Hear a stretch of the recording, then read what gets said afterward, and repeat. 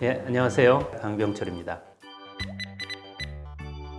요즘은 어디든지 면역이 안 좋다고 얘기를 합니다. 요즘 자꾸 얼굴에 뭐가 나. 그럼 면역 기능이 떨어진 거 아닐까? 내가 요새는 힘이 없고 밥맛이 없어. 면역 기능이 약해진 거 아닐까? 내가 툭 하면은 배가 아프고 설사를 하고 면역 기능이 약한 거 아닐까? 다 이렇게 얘기하는 거예요. 만능 용어가 하나 더 생긴 것 같아요. 그런 식으로 접근해서는 어디가 몸이 어딘가가 안 좋아라고 얘기하는 거하고 전혀 다르지 않다는 거예요. 그건 그냥 말만 바꾼 거에 불과합니다. 마치 어디가 면역이 안 좋아진 것 같아라고 얘기하면 그걸 굉장히 과학적이고 지성적으로 표현하는 것처럼 들린다는 거죠. 지금 그래서 면역이라는 말 자체가 굉장히 오염돼 버렸어요. 그냥 어딘가 몸이 나쁘다라고 얘기하는 거랑 면역이 안 좋았다는 거 얘기하는 거랑 똑같아요. 그런데 그 말을 정말 교묘하게 잘 써먹는 사람들이 바로 상업주의에 젖은 사람들입니다. 뭔가를 팔고 싶어 하는 사람들이에요. 그 사람들은 항상 당신이 몸이 안 좋고, 당신이 피곤하고, 당신이 밤에 잠을 못 자고, 당신이 피부가 안 좋고, 다 면역이 안 좋아서 그러는 거야. 우리가 만든 요걸 먹어봐라. 그러면 그런 걸 먹으면 정말 면역이 좋아질까요? 근데 면역이 뭔가요? 면역이라고 하는 말의 원래 뜻은 면한다는 말은 면제받는다는 소리고요. 역이라고 하는 말은 돌림병이라는 뜻입니다. 우리 인류는 굉장히 오랫동안 돌림병을 무서워해왔어요. 병이 돌면 다 죽었거든요. 그 역병을 피한다는 게 면역입니다. 우리 몸을 침입하는 병원체에 맞서 싸우는 힘을 면역이라고 하는 겁니다. 면역을 강화시킨다고 하잖아요. 면역을 강화시켜서 어떻게 하겠다는 거예요? 면역계는 더 이상 강화될 필요가 없을 정도로 힘이 세요. 면역계에서 정말 중요한 건 뭐냐면 면역을 강화시키는 게 아니라 면역을 적절하게 조절하는 거예요. 예를 들어서 우리나라 군대가 힘이 세요. 그런데 갑자기 총구리를 국민한테 들이대고 막 총질을 해요. 그러면 우리가 어떻게 돼요? 그거는 재앙이죠. 면역계가 자기를 자기라고 인식하고 타자를 타자라고 인식해야 되는데 자기를 타자라고 인식하고 자신을 공격하기 시작하면 그게 자가면역 질환이라는 게 돼요. 한편 면역계가 적당히 흥분을 해야 되는데 너무너무 흥분을 잘하는 면역계가 있어요.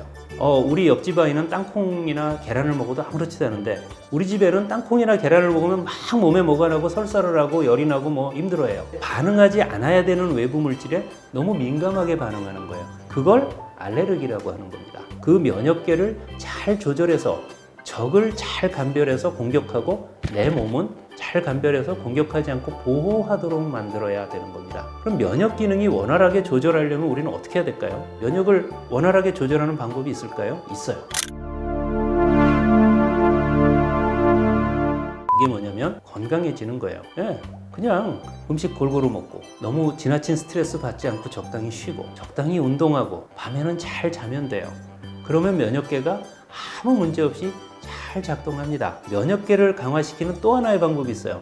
그건 뭐냐면 예방접종을 하는 거예요. 예방접종하는 거는 미리 균을 약간 집어넣어서 B세포를 많이 만들어주는 거예요. 그런데 이상하게 면역계를 강화시킨다고 하는 사람들은 한사코 그런 일은 반대예요. 예방접종 맞지 말자 그래요. 그러고 고작 한다는 소리가 홍삼을 먹어라, 비타민을 먹어라, 유산균을 먹어라, 자기가 파는 걸 먹어라 라고 광고를 하는 겁니다. 그런 사람들한테 속으시면 안 돼요. 면역계를 강화시킨다는 얘기를 들으면 도망가세요. 그걸 사지 말고 도망 다니셔야 돼요. 절대로 그런 사람들한테 속아 넘어가지 마시기 바랍니다.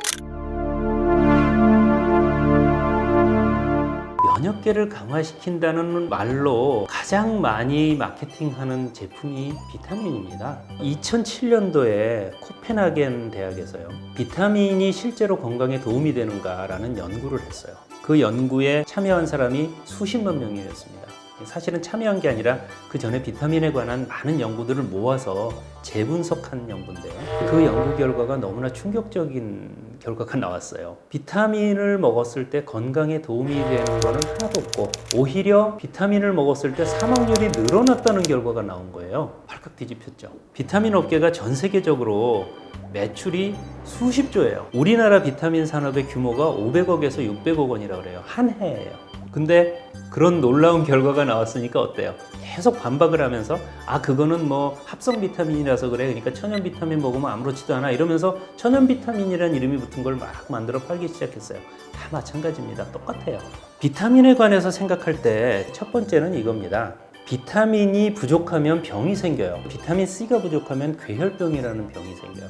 괴혈병은 굉장히 무서운 병입니다. 막 잇몸에서 피가 막 줄줄 나고 피부에 상처가 나면 아물지를 않고 계속 피가 나고 결국 피를 흘리다가 죽어요. 그래서 피혈자가 들어가는 거예요. 비타민 D가 부족하면 구루병이라는 병에 걸려요.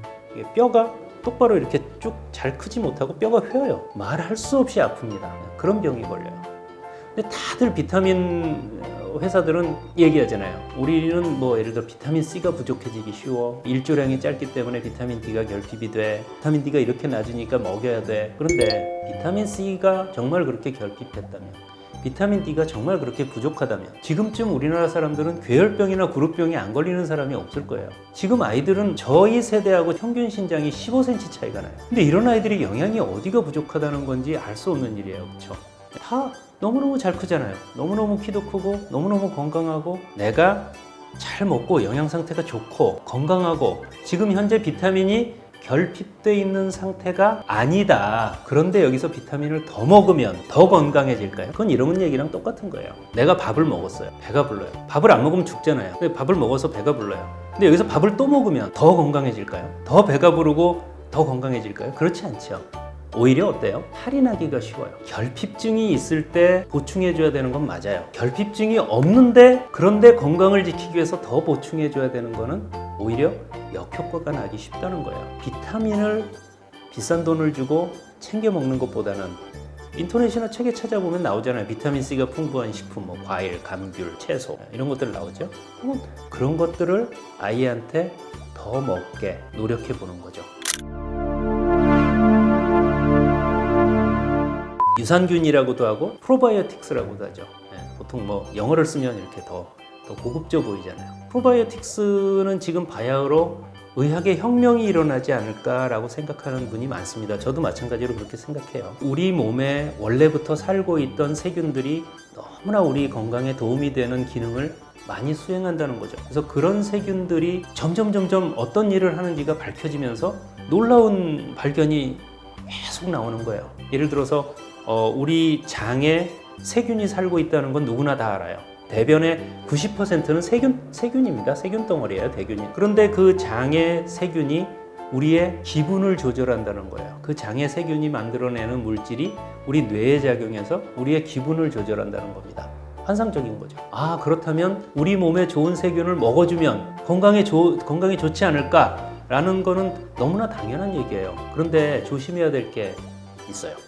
첫째, 우리 몸에 좋은 세균이 뭔지 아무도 몰라요, 아직은. 그런 좋은 세균이 있기는 있을 겁니다. 그러나 아무도 몰라요. 예를 들어서 어떤 세균을 먹으면 성장이 촉진될지, 피부가 좋아질지, 심지어 비만도 세균하고 관계가 있다고 그러는데 자연스럽게 날씬해질지 아무도 모릅니다. 지금 파는 프로바이오틱스라고 하는 거는 하나도 입증된 게 없어요. 옛날부터 의사들은 항생제를 먹고 설사를 하는 아이들한테 프로바이오틱스를 줬어요. 그런데 그거를 지금 다시 연구를 해보니까 어떤 일이 있냐면 원래 제 장 속에 ABC라는 세균이 살고 있었어요. 근데 제가 항생제를 먹고 설사를 했어요. 그러니까 병원에 갔더니 예를 들어 유산균을 줘요. 항생제라는 게 세균을 죽이는 약이잖아요. 그러니까 ABC가 살고 있었는데 ABC는 다 죽었어요. 그리고 유산균이 들어갔어요. D라는 게 들어갔어요. 그래서 제 장 속에 이제 D가 자리를 잡으면서 설사는 멎었어요. 그건 좋아요. 그런데 그러면 시간이 오래 지나면 제 장 속에 원래 살던 ABC가 돌아와야 되잖아요. 유산균을 안 준 사람은 일주일이면 돌아와요. 근데 유산균을 준 사람은 6개월이 걸려요. 6개월 뒤에 ABC가 다시 제 장 속에 생겨요. 그러면 세균이 나한테 그렇게 큰 영향을 미친다면 내가 원래 갖고 있던 세균이 돌아오기까지 걸린 6개월이라는 시간 동안 내 건강은 어떻게 될까요? 아무도 모릅니다. 우리는 아직도 세균에 대해서 정확한 걸 몰라요. 그러니까 지금 좋다고 판매하는 사람이 무슨 소리라든지 실제로 이게 나한테 좋을지 나쁠지 아무도 몰라요. 그래도 나는 유산균을 꼭 먹고 싶다. 그럼 어떻게 해야 돼요? 방법이 있어요. 야채를 많이 드세요. 세균을 프로바이오틱스라고 그러는데 그 세균의 먹이가 되는 야채나 과일 같은 식물성 성분들을 프리바이오틱스라고 합니다. 프리바이오틱스를 먹으면 우리 몸에 이로운 세균이 늘어나는 효과가 있어요. 그러니까 야채나 과일은 우리가 원래 먹던 거고 그걸 먹는다고 해서 부작용이 생기거나 문제가 생길 가능성은 하나도 없어요. 그렇기 때문에 그렇게 프로바이오틱스를 꼭 내가 한번 먹어봤으면 좋겠다고 생각되면 비싼 돈 주고 유산균을 사서 드시지 마시고 야채나 과일을 많이 드세요. 어린애들도 마찬가지입니다. 야채나 과일을 많이 먹도록 유도를 해주셔야 되는 겁니다.